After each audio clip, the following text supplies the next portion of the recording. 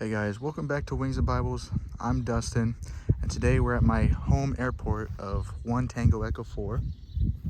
Today I'll be showing you how to pre-flight a Cessna 172. I'm recording on my phone, so hopefully the audio and the video is pretty good.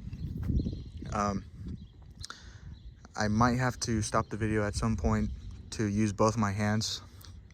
It's pretty hard to do a pre-flight with only one hand.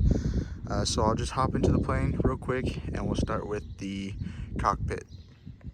So a good pre-flight always starts with good cockpit resource management.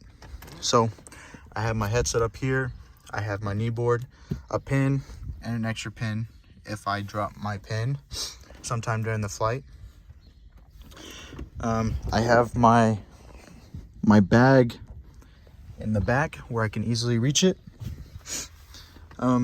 When I'm doing my cockpit pre-flight, the saying I always say is door to door, panel to floor. Okay, so we'll start off at the left door here. I can see my airworthiness certificate down there, and what I want to make sure is got the alternator and battery off. There's no key in the ignition. I always keep the key in my pocket. Oh, you can't even see.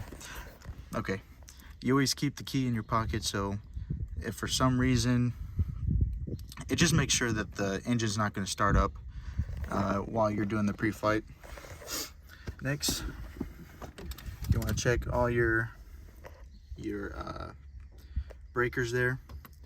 Make sure the carb heat is in or off. Throttle all the way out. Mixture all the way out. And then we also want some flaps. So I'm going to turn the battery on, and I'm only going to do about 20 degrees of flaps here. That should be good. And immediately turn that master off. One thing when you're doing your pre-flight, what I always say is don't put in more than 40 degrees of flaps, and don't retract your flaps after your pre-flight. There's two reasons. Don't put 40 degrees flaps in because a Cessna 172 will not be able to take off with 40 degrees of flaps. So if for some reason you forget to put your flaps up as you're taking off, you're not going to make it off the runway. A Cessna 172 can take off with about 20 degrees of flaps. So we're good there.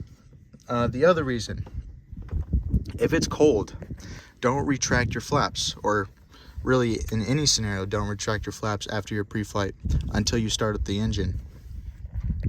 The reason being is, if it's cold, you have less juice in your battery, and putting down your flaps and retracting them will quickly deplete that juice in your battery. All right, so we'll continue. We got our flaps in, we have the master off, and we come across, look at all our instruments, make sure there's nothing broken. All right, look at the door, make sure the handle over here is good, make sure we can get out, all that. All right, now panel to floor. Now we come down here to the trim. Let's go ahead and set that for takeoff so it's ready for when we're about to take off. Fuel. Make sure that's on both, because we're gonna need it for our pre-flight. Now it's a bit dirty in here. I don't know who flew this last. So we'll come down to the floor. Make sure our seatbelts are latched to the floor. They're not gonna come off during flight. And then usually there would be a fire extinguisher down here, but this plane does not have a fire extinguisher, so we don't have to worry about that. Now I'm gonna get out of the cockpit here, and we'll do the outside of the airplane.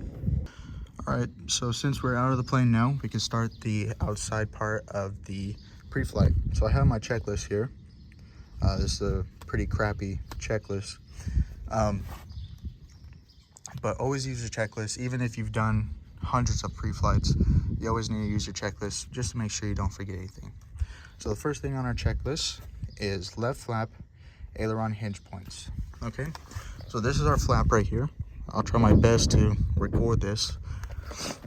So what we're looking for is a little bit of wiggle in the flap, right? Not too much wiggle, about a 1/4 inch wiggle there.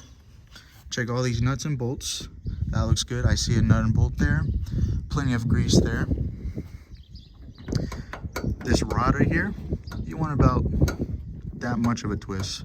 I don't know what you would call that, probably 1/8 of an inch of movement there. And then you check this hinge point. It wiggles, it's not getting locked up, and you have that nut and bolt there. And part of our checklist is also the aileron.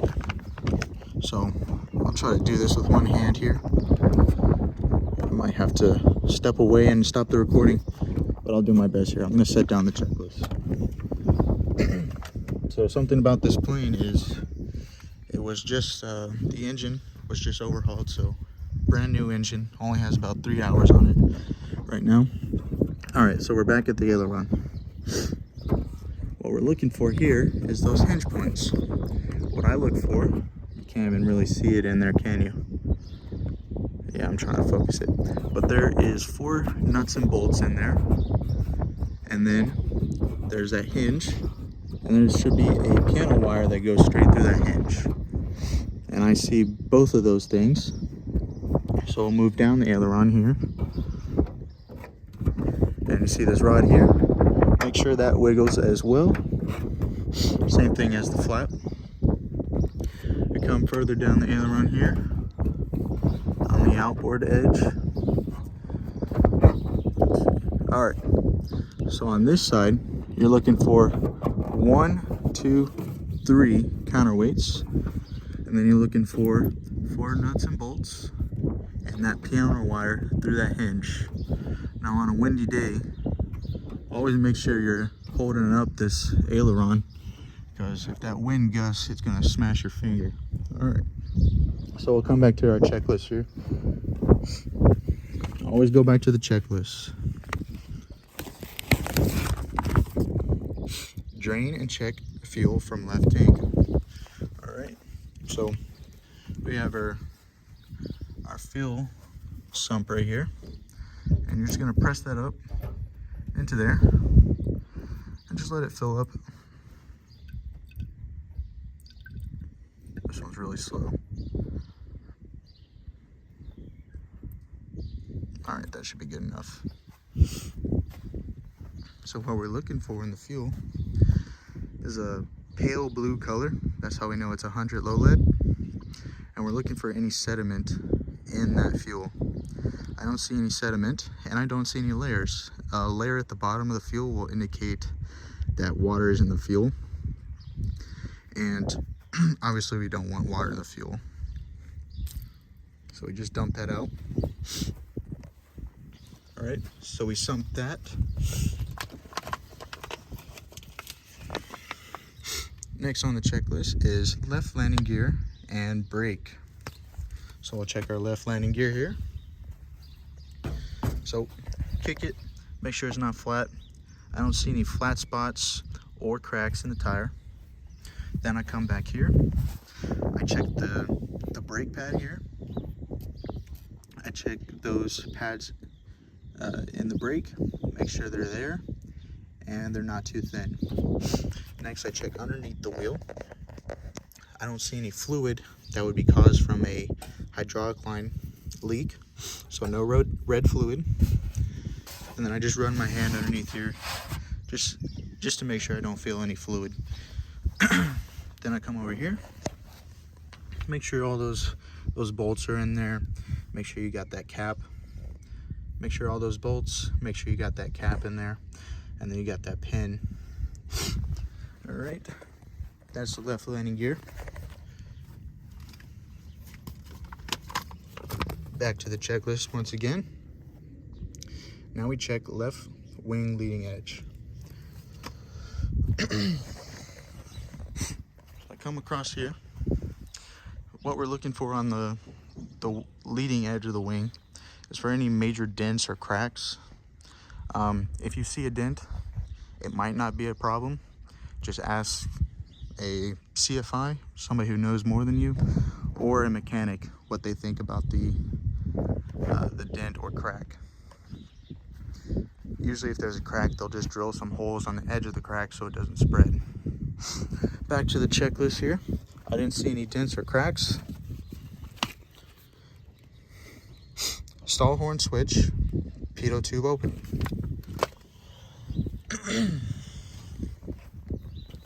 So what we're looking for here is that stall horn is clear of any debris or bugs. And then we check our pitot tube, make sure that's clear. And then you also want to take off the covering of that pitot tube if there was one on there. And then next, you want to check your static port. Right there, that is clear of debris, so we'll know it works. Back to the checklist once again. I know this is back and forth, but I can't hold both my phone and the checklist here. So we already checked our static vent opening. Left elevator hinge points, leading edge. So our elevator is back there. So as I walk back to the back of the plane, I'm checking the side of the plane. Make sure there's no missing rivets, there's no major dents. Just checking the overall condition of the plane. Excuse me. So now that we're back here at the elevator, we're going to check for full range of motion. We're going to check for the counterweight in the elevator. We're going to check the nuts and bolts and the hinge points. You can see there, I see a nut and bolt. All right, moving on. I see a nut and bolt in there. Then you also want to check the underside of the elevator. And what you're looking for here is that wire. So if you're not afraid to get your hands greasy, you can press on that wire. Make sure it's taut and not too loose. If it's loose, that probably means there's something wrong with the connections to the controls, or it's just not connected. All right. Next, I check that bar right there. Make sure there's no missing nuts or bolts, and that looks fine to me. All right, let's head back to our checklist here.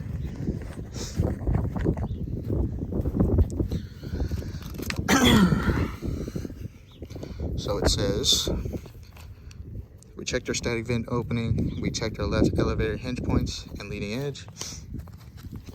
That's something. See, I've done probably 500 pre-flights and I missed something. So you gotta check the leading edge. Same thing as with the wings. Make sure there's no major dents or cracks. All right. Rudder hinge points. So we check here. Same thing with the elevator. We're gonna check our hinge points. So there's one hinge point. We're also looking for full range of motion. You can see that hinge point up there.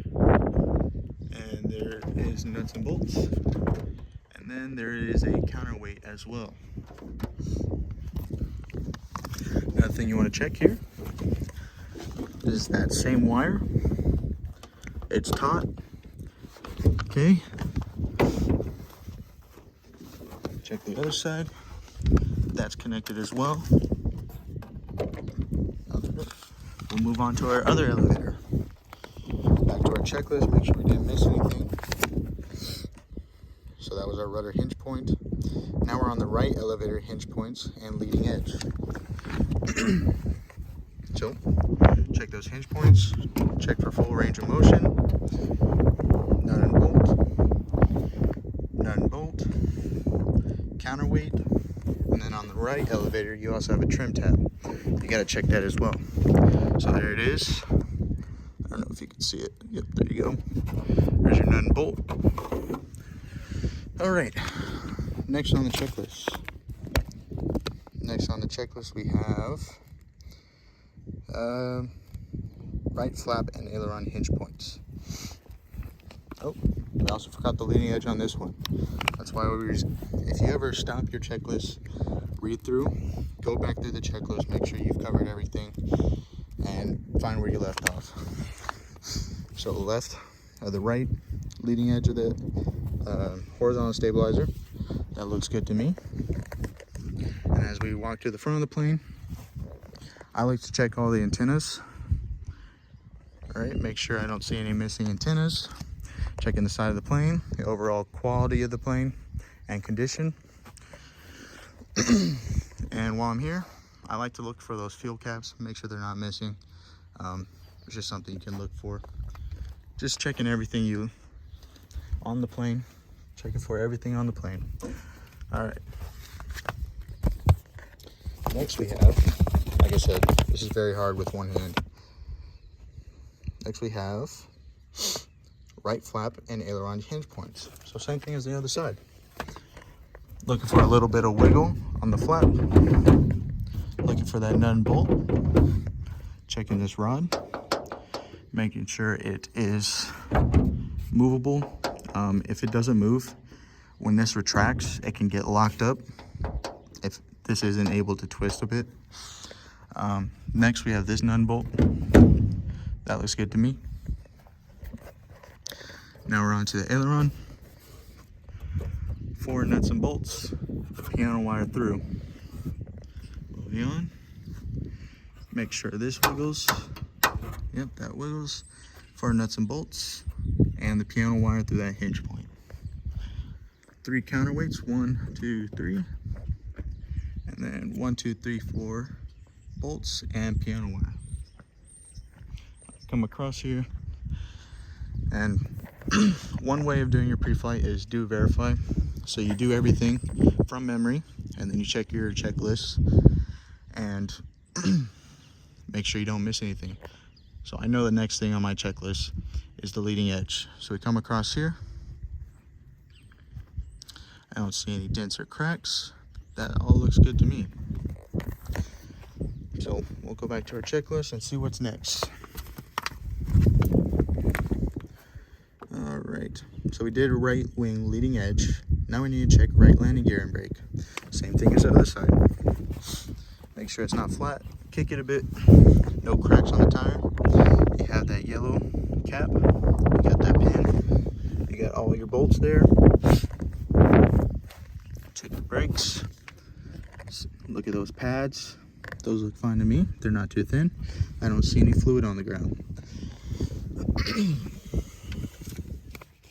Next on the checklist is drain and check fuel from right tank. So how these fuel sumps work is this is the lowest point in the fuel tank. So any sediment and water will settle to this point. And when you press that up into there, it should all come out. This one's a bit faster than the other side. All right, that's good enough for me. A good tip with this is put it up next to something white like a building, or you can put it up to the sun. I don't see any sediment in there and no layers, so that tells me there's no water in there. All right, now we're done with this, so we can go ahead and put that away.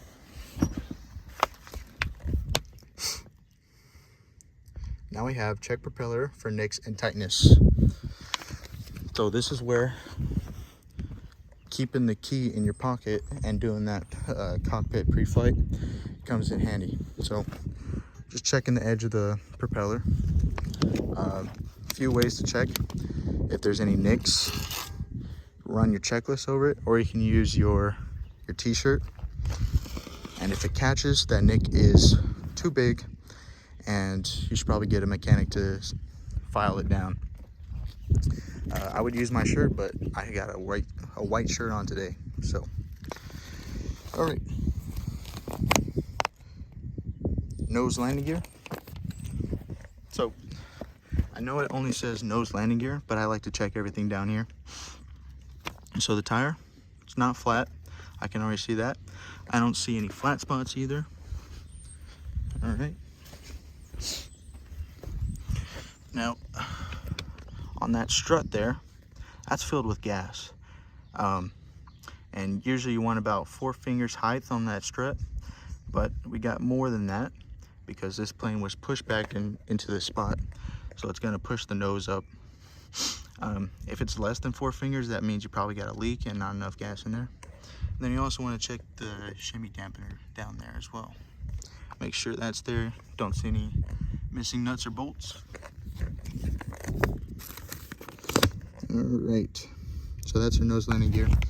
And the other things I check while we're here, the exhaust, make sure it's not loose, make sure there's no birds hiding up in there. If it's loose, that probably means you got a crack in the exhaust system, and that's going to give you carbon monoxide poisoning, which is not good. Check the filter there, make sure that's clear of debris. That looks good to me. Then I like to check the front here. Make sure there's no birds in there. They like to set up camp with a nest in there. All right, that all looks good to me. Next on the list is check oil and inspect engine compartment. All right, so I'll try my best here. This usually takes 2 hands. All right, so based on this placard here, we need to maintain 6 quarts. So now this is a new engine, so the oil should be clear. Yep, pretty clear. I'm gonna have to put down my phone and actually test the oil. I'll be back. All right, so I got a paper towel, wiped off the dipstick, dipped it back in, and checked the oil level. It was at 6. All right, while we're here, you'll see that knob there that says fuel strainer drain. So we want to pull that, and it starts pissing on the ground. All right, do that for about 5 seconds. That's the lowest point in the fuel system. So if it wasn't caught in the wing, it's going to get caught there. All the water, sediment, is going to come out. And usually about 5 seconds does a good job of getting anything out. All right, drain our fuel strainer. We're going to visually check fuel level and tighten caps. All right, so we need to get our dipstick. All right, my hands are all dirty, but this is our dipstick, and what we're going to do is we're going to climb up there and open the fuel cap. And if you ever done that party trick where you just put your finger on the top of the straw and pull the drink out with the straw, same thing with the fuel. You're gonna put it in, put your finger on top, pull it out, and then it will measure the fuel level. I'll be back. I got to climb up there, and yeah, requires 2 hands. All right, so I hopped up there, measure the fuel. We got 13 in both tanks, so that gives us 26. This plane will burn about 7 gallons an hour in cruise, but my plan today is landing, so anywhere from 7 to 10 gallons per hour. Next on our checklist is check lights if night operation planned. It's going to be day VFR, so I'm not going to check the lights, and I don't need to check the pitot heater because it's day VFR. And that's going to do it for the pre-flight. I hope you enjoyed the video. I'll see you in the next one. See ya.